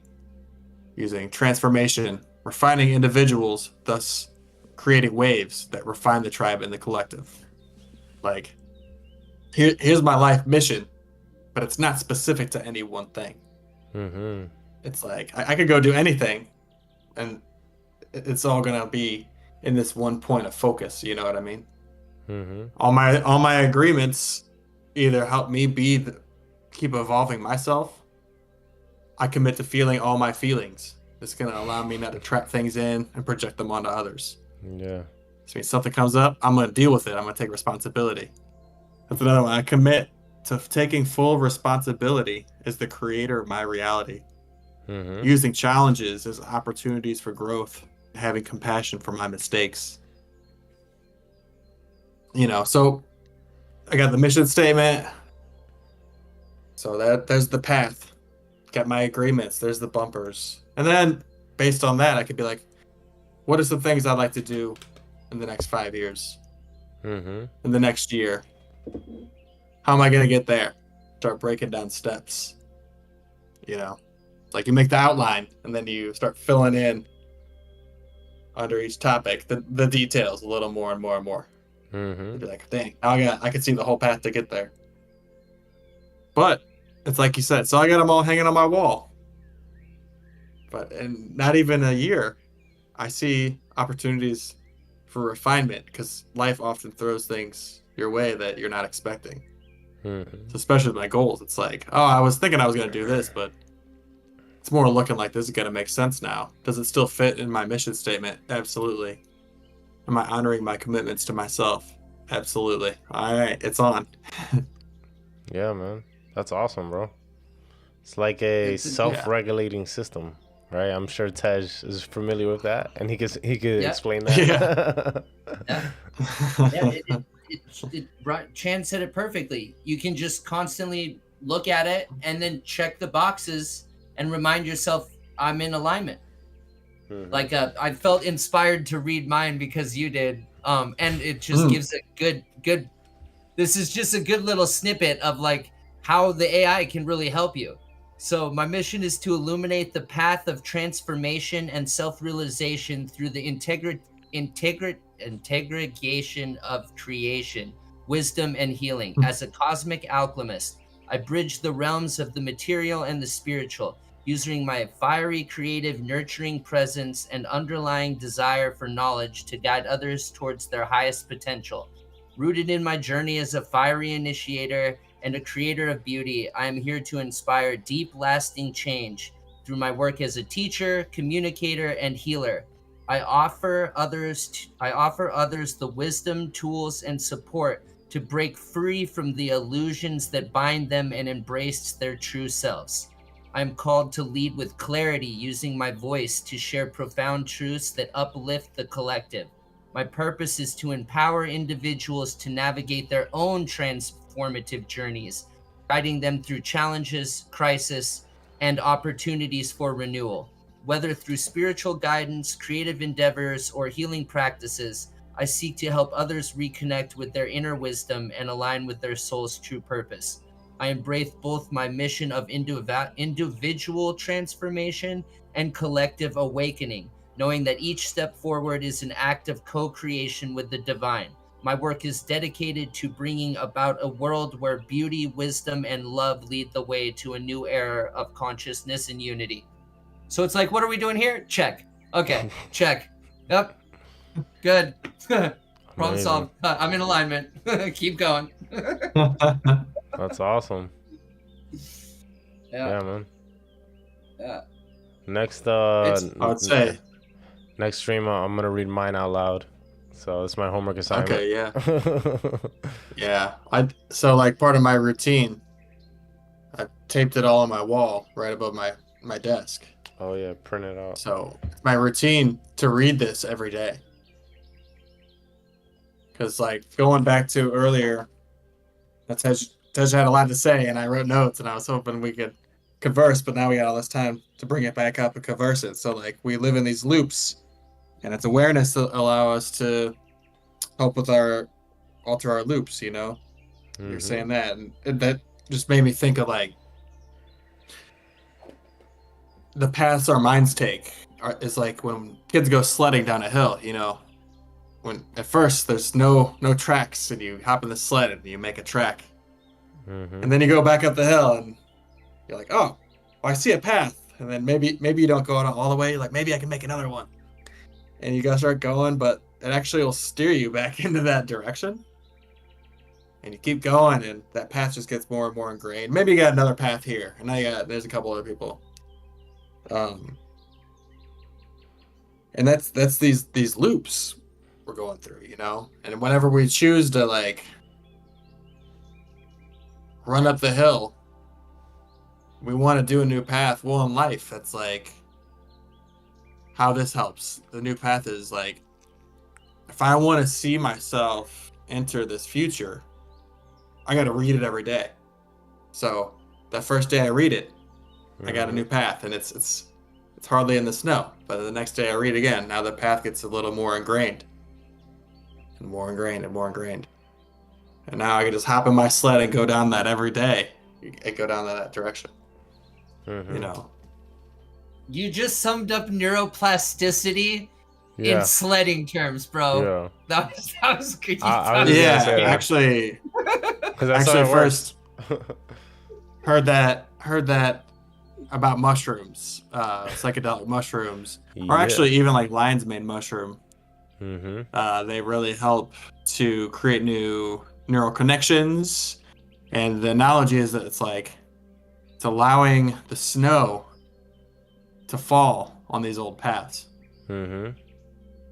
So they're not as ingrained, right? Yeah, it like decouples you. That's kind of like, yeah. So when you think about like, what is a loop? You know, if every day is a loop, and you're living in these patterns, right? And then you add one thing, and the loop changes a little bit. Yeah, another thing. Now it's changing a little bit more. It's changing a little bit more. The more you reinforce, the more it changes. You know, that's the sled going down the hill. And by the way, guys, we're at the 2-hour mark. Land our ship, baby. Land our ship. So, bring her home. So let's recap everything that we've talked about. We started talking about daily routines, and I really believe that we're still talking about daily routines because, you know, we're talking about rereading our values, realigning, making sure that we are on the right path. We talked about the shadow side. We talked about the light side. We talked about how in traditional yoga systems you have, let me see, what were the words? I had it written down here somewhere. Sadhana. There you go. Sadhana, Aradhana, and Prabhupati. Prabhupati.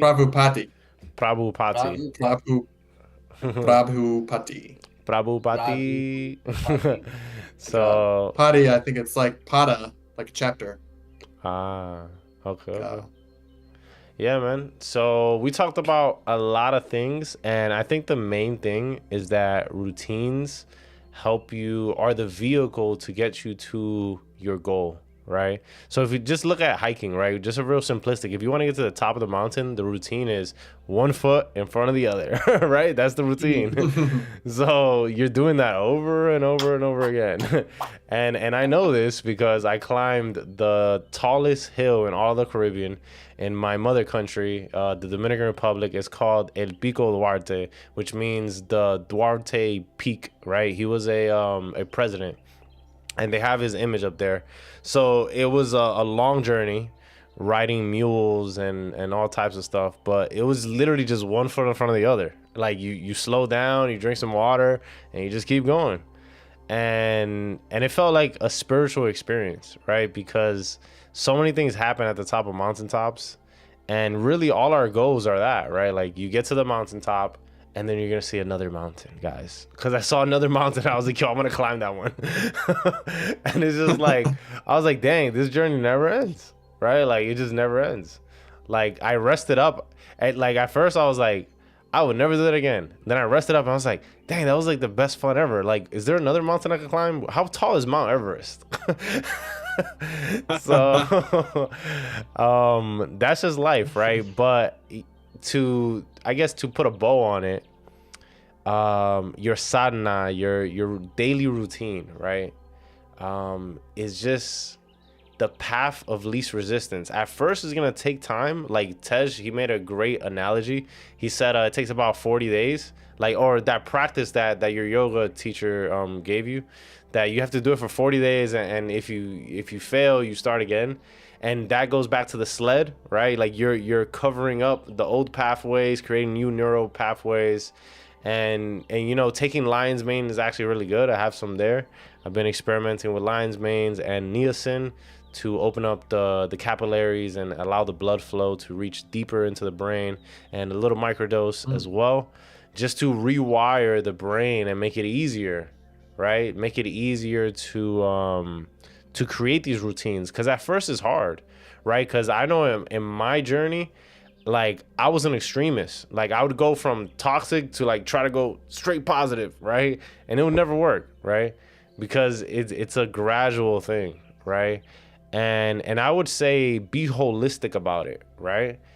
Like food intake, like is something, right? Like you might have to go, and if this is your path, right, you got to search it within yourself. I know this worked for me, but if you have to do some plant medicines, right, to basically clear energetic blockages, because that's another thing that, you know, basically prevents us from just going down that healthy path, right? I've read a lot of stories that people say that after they went through a journey, right? After they went through a cleansing, a purging, like when they saw the salad, they wanted the salad. They didn't want the hamburger. They didn't want the greasy food. They didn't want the preservatives. Like they wanted to eat healthy, right? And I've experienced this as well, right? And that's why, like, that's part of my journey, going through various plant medicine ceremonies, trying every single plant medicine. And then living that healthy life becomes easier. Like there's less resistance, right? So to land the ship, I'm very grateful for everyone tuning in today. I'm grateful for your time, grateful for your presence and your attention, because that means the world to us and for yourself, right? Because if you look at the world today, it's vying for your attention. We live in an attention economy. That's why we have clickbait and we have all this like polarizing things. So your attention, your awareness is so valuable. And I want to highlight that, because that is something to just respect, right? Everyone's time. And yeah. And if anyone wants to have any final words, I try to wrap it up and try to put a bow on it as best as I could. Yeah, I just wanted to say thanks to everybody for tuning in. Check the description down below. Like I said, I got a link for just an easy download worksheet if you feel like starting a new daily routine, getting into it. It's just all blank. Got the 7 days of the week and plenty of lines, so you can start doing the work. Don't take it too seriously, but take it seriously enough. You know, you don't have to be hard on yourself if you don't do everything you need to do every day. And maybe some of the things you think you want to add, they just don't work out. Be wild, be natural. Don't be crazy. Watch out for the cracks, you know. Just yeah, take all the pressure off yourself. Just do what feels right, you know, and everything will come through as it's meant to. And just thanks again for tuning in. I'm sure that, I don't know, Tej, you think in the next week we could have a quark meditation up on our channel, like a 20-minute video that anyone can just go check out? Oh yeah, we kind of free flow themes, so we didn't even really kind of know the theme until today. It helps us be organic like water. Yeah, we're just going with it. So yeah, absolutely. And that'll hold me accountable. And then we can start to build a relationship where people know that what we say we're going to do, we're going to do. And then it'll help build faith and trust. And then I guess on that, I'm just going to tie another little bow. Just think of this daily routine as a way that you can be the player of the game and not the ball that's getting kicked around in the game, or like a player on your own field of life instead of the ball that's getting kicked around by life. Like, this is how you change the game for yourself, with just even with your awareness. Just doing that every day is a routine. So don't overcomplicate things. I like to overcomplicate things. That's why I'm bringing this up. Simple as you can, and set yourself up for success. The rest will just happen naturally. But if you need a way to reframe it, turn it into a game, and then remind yourself that this is what's elevating you. This is what's changing the game so that you can control the game. Whatever you choose it to be, it's yours, not theirs that you're doing because you were told or somebody said this. Like, it'll give you a sense of freedom and relief that that's hard to explain with words. One must experience it for themselves. And then just Be the author consistent. of your own story. Yeah. Yeah, and just go straight off to the mystery, the my story, you know? Not his story, history. Make my story. Play the game, experiment, let us know. And then my final note, I guess, is I forget to mention brainwaves. If anyone has a hard time initially starting meditation, there's I like the guy, his YouTube channel is called Power of You. I'll link that too. And it's just like you can listen to an alpha wave or a theta wave or a delta wave immediately. It just helps one kind of get into the flow of things because it's literally syncing up your brain, hemisphere sands. Like, use the tools that are out and available. Hijack the game. Like I said, you're in control. Like, nobody said you can't do shortcuts. I mean, I don't like shortcut as the word, but use the right tool for the right job. As you know yourself, experiment, The path of least resistance. And thank you. Key. Be wild. Yeah, thank you from the deepest part of my heart. Yeah. Because again, without you guys, resistance and love. Yeah. Yes, sir. All right, guys. Much love. Peace out. Yeah, we definitely should do an episode on etymology and language. Yes, that is actually a really good one. I love that.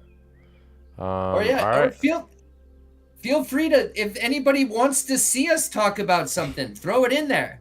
Yeah, drop a comment if you're watching the replay, and we will definitely read the comments, and then we will see the ones that get the most likes, and then we will talk about it. I got balloons.